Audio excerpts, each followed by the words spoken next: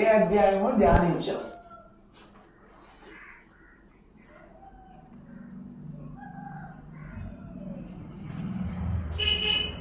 ఒక అధ్యాయం చెప్పాడు అంకుల్ గారు, ఆ అధ్యాయం పేరు చెప్తాడు.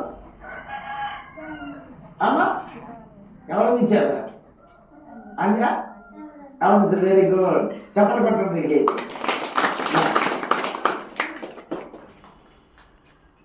చెప్పారా? ఓకే, ఇప్పుడు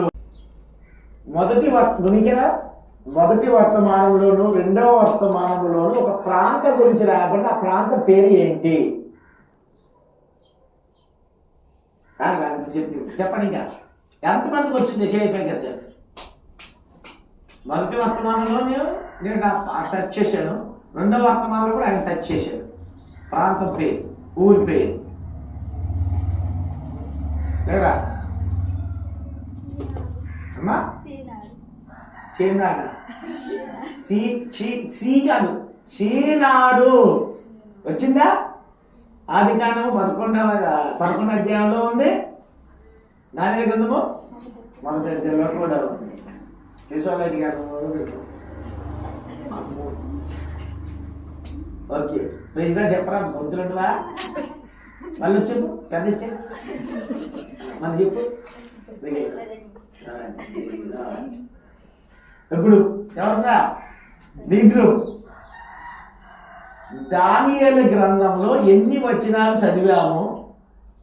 ఓకే, రాజు ఎదుటి నిలబడడానికి ఎన్ని లక్షణాలు ఉన్నాయి? ఆ లక్షణాలు ఏంటి? అర్థమైందండి? దానియేలు గ్రంథంలో ఎన్ని వచనాలు చదివాము? ఒకటి. రెండవదిగా రాజు ఎదుట నిలబడటానికి ఎన్ని లక్షణాలు ఉన్నాయి? ఆ లక్షణాలు ఏంటి?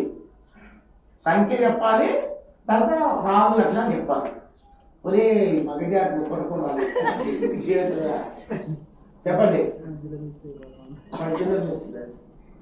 ఎలా పాల్ కదా చెప్పరా? రైట్, చెప్పరా?